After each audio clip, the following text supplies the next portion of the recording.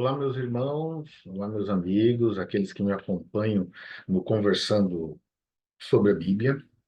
Hoje nós vamos ter mais um vídeo, mais uma conversa sobre a Bíblia e continuando a série dos Salmos, né? Hoje a gente vai ver o Salmo número 4. Salmo número 4, um salmo de Davi, que diz assim: confiança na angústia.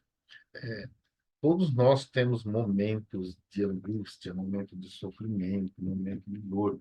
E esse salmo nos ajuda nesse momento, né? O salmo também é chamado de oração vespertina, tá? Oração vespertina é considerado como uma sequência do Salmo 3. Tá aí, se você quiser, dá uma procurada aí. Eu vou colocar o link aqui sobre o Salmo 3 que tem, tá bom? Então, sobre o Salmo 3. Ao cair da tarde, o salmista relembra as dificuldades do dia e fica satisfeito, porque todos nós temos dificuldade. Todos nós, durante o dia, temos as nossas lutas, a nossa dificuldade. Às vezes as coisas não saem do jeito que a gente gosta, não saem do jeito que a gente planejou, né? Às vezes a gente sai de casa para trabalhar, está alegre, feliz, e quando volta, nada de alegria, nada de felicidade. Mas Davi fica satisfeito, tá? Aqui apresenta um sentimento de paz e tranquilidade, tá? Se apodera dele, pois percebe-se assim como Deus o ajudou na hora de angústia. Ele protegerá a noite. Então, Davi está dizendo assim: como o Senhor me ajudou durante o dia, durante as tarefas, durante a dificuldade, ele vai me abençoar à noite também, tá? Então, por isso que é importante. Esses salmos sugere que ele tem que ser lido junto com o Salmo 5, tá? Depois a gente vai ver o Salmo 5, porque o Salmo 4 é oração vespertina, o Salmo 5 é oração matinal. Então deveria ser ler o Salmo 4 à noite e o Salmo 5 de manhã, tá?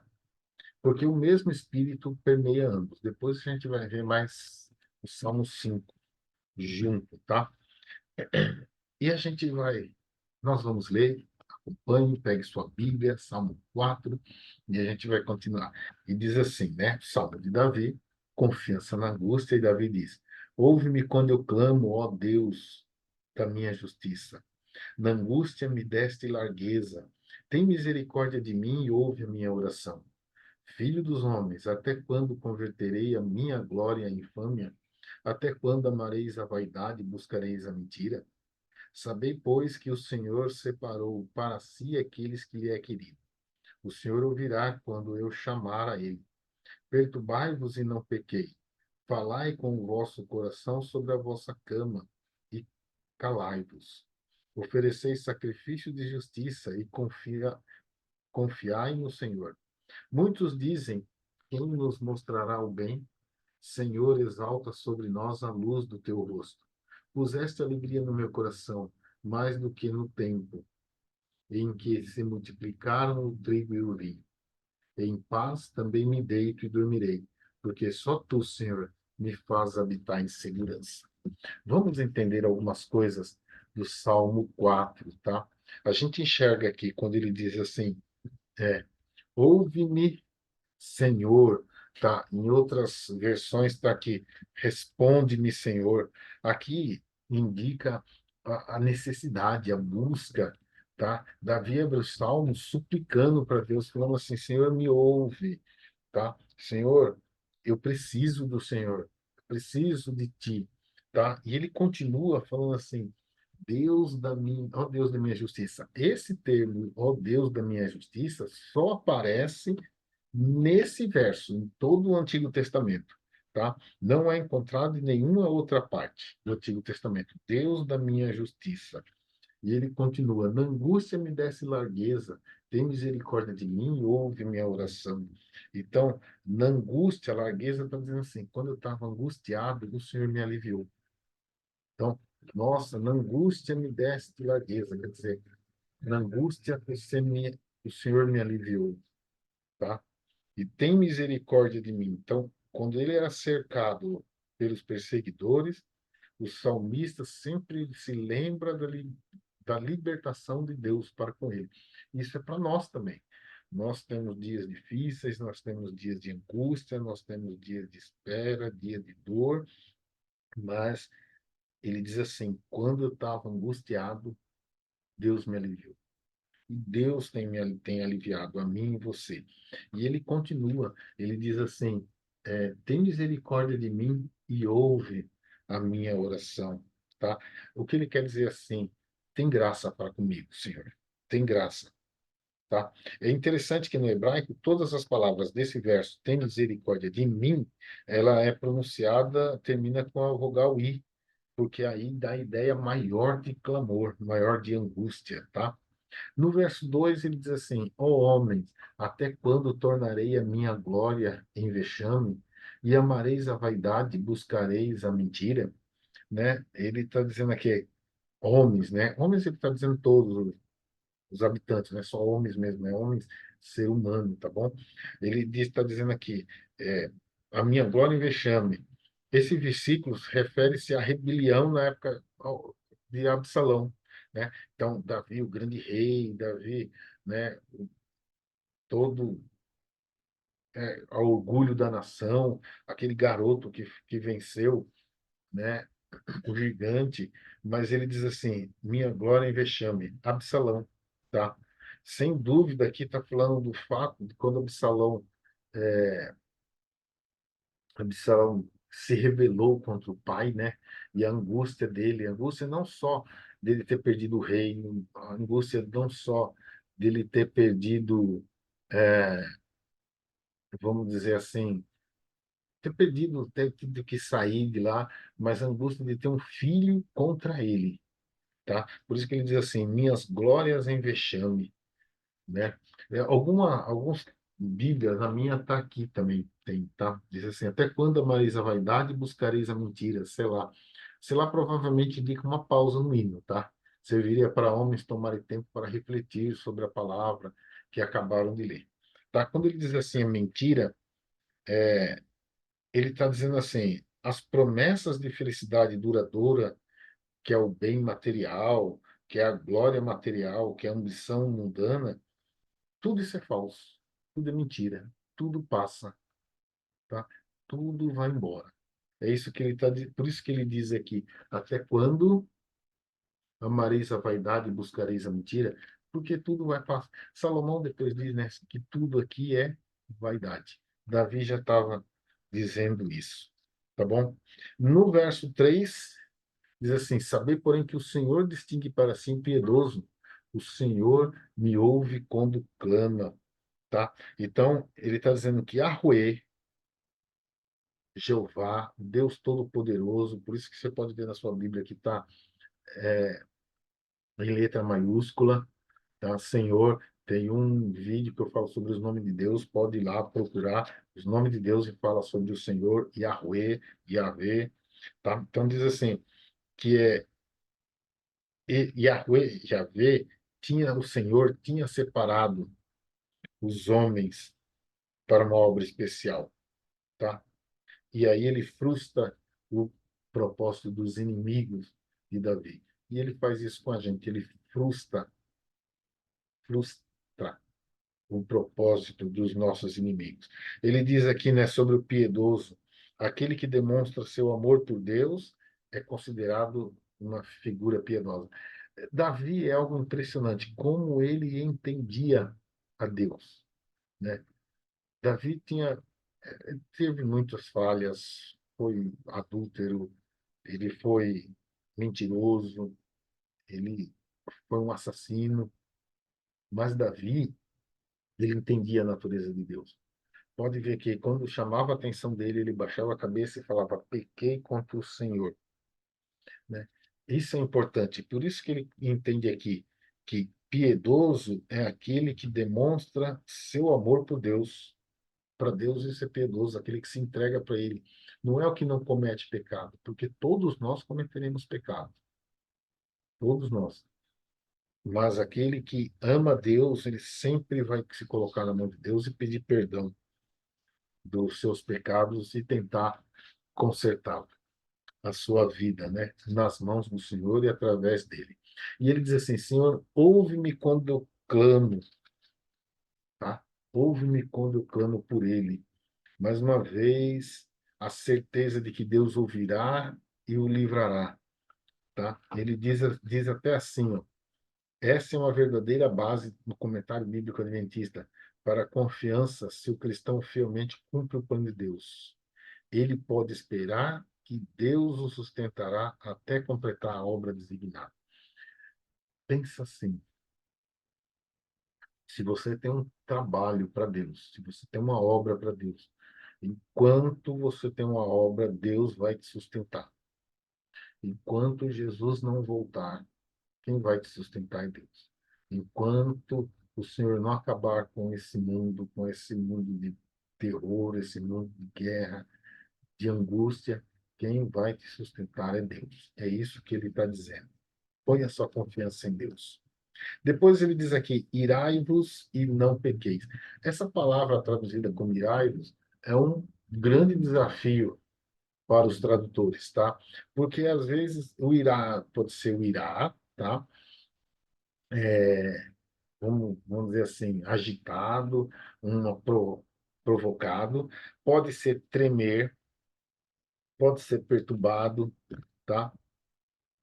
Contra os inimigos, mas algumas traduções refletem um sentido assim da pessoa, a força externa, a força também a ira que vem do coração, tá? E é isso que Paulo fala. Irai-vos, Paulo também fala isso, né? Não pecai. Quer dizer, você irou, mas não continue pecando, não continue persistindo, tá?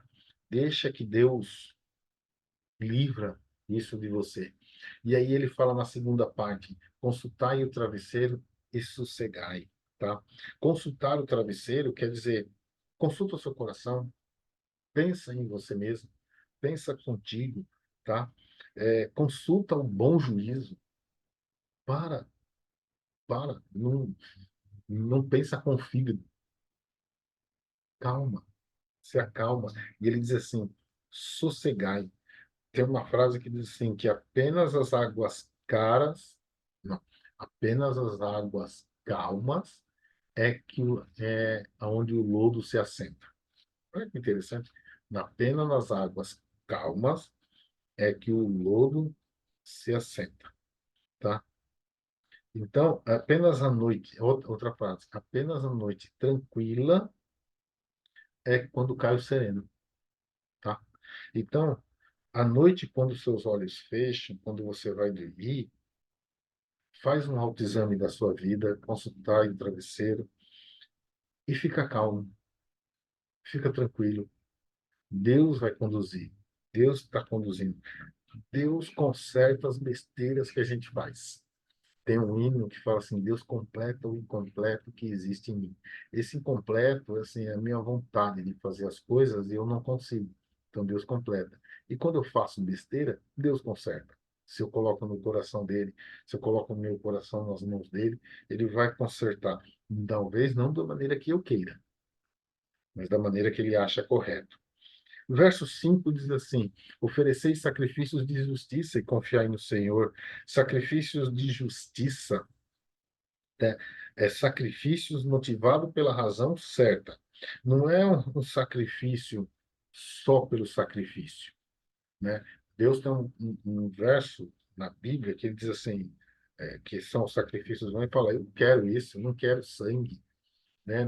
Acho que em Isaías, que ele diz assim, eu não quero sangue, não quero sangue, eu quero que você cuide da viúva e do órfão, tá? Sacrifício vivo, por isso que Paulo fala, ele fala sacrifício de justiça, é como Paulo fala de sacrifício vivo, é ser sincero, um sacrifício de coração sincero, você dá, e nem a viúva, deu tudo que tinha, uma moedinha, centavo, mas deu mais do que todo mundo, tá? No verso 6 ele diz assim, há muitos que dizem, quem nos dará a conhecer bem? Senhor, levanta sobre nós a luz do teu rosto. Mais alegria me puseste no coração do que a alegria deles, quando lhe fartura o cereal. Eu li o 6 e o 7. Então vamos lá. O que que há? Há muitos que dizem. Já viu aquelas pessoas que dizem assim: ah, não existe Deus. Ah, Deus não existe. O mundo é só isso aqui. A vida é só isso aqui. Não é isso, gente. Não é isso. O que é a verdadeira felicidade? Algumas pessoas têm respostas cínicas para isso, tá? Onde é que a gente encontra a resposta? Só em Deus. Onde é que você vai conhecer o bem? Através de uma pessoa piedosa. Nós somos o representante de Deus. Nós somos. Então, nós é que conseguimos representar a Deus, tá? Isso é que é importante. Nós estamos aqui para representá-lo, tá? E ele diz assim: Senhor, levanta sobre nós o teu rosto, ou a luz do teu rosto, tá? Levanta sobre nós, isso aqui é pedindo uma bênção, assim como Arão deu a bênção. Que o Senhor te abençoe e guarde, que o Senhor faça resplandecer o seu rosto sobre ti, que o Senhor sobre ti, lembra da bênção número 6, tá? Ele está se referindo nessa bênção. O verdadeiro Filho de Deus encontra salvação não em bens materiais, não nos deleite, mas na consciência da aprovação do céu. Onde você vai encontrar tranquilidade? Em ser aprovado no céu, tá? Quando ele fala da alegria que puseste no coração, né, a alegria da fartura, era uma sociedade agrícola. Então, para eles, a agricultura, a hora da colheita, a hora do fazer o vinho, e esse termo vinho é vinho novo, lá que tem Isaías, esse termo vinho aí, sim, isso significa fartura, o momento da alegria, o momento da diversão, o momento em que eles é, eram felizes porque eles viam o resultado, né? Eu nunca trabalhei no campo, mas quem já trabalhou ou tem alguém da família que já trabalhou em campo, né? No interior aí, sabe? A hora da colheita é uma hora muito feliz porque você vê o o resultado do seu trabalho. No verso 8, ele diz assim: Em paz me deito e logo pego no sono, porque, Senhor, só tu me fazes repousar seguro. Aqui vem a tranquilidade de Davi. A tranquilidade não estava nos seus bens. A tranquilidade não estava na segurança dos seus homens. Não estava na segurança do seu palácio. A tranquilidade estava em repousar no Senhor. Quando ele diz assim: Em paz me deito, e logo, esse logo pode ser traduzido como junto ou ao mesmo tempo. Em paz eu deito e ao mesmo tempo eu durmo, sabe? Aquela pessoa que não tem problema para dormir, deitou, dormiu. A confiança dá certeza no sono. Olha que coisa. A confiança em Deus nos dá a certeza do sono. Porque Deus e eu andamos juntos. Nós andamos juntos. Davi entendeu isso, tá?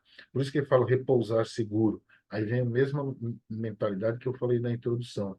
Se Deus me cuidou durante o dia, Ele vai me cuidar à noite. Eu posso dormir tranquilo. O Senhor está comigo, o Senhor me guarda. Esse salmo, gente, acredita-se que como ele era fazia parte, ele acredita-se que ele fazia parte da adoração pública.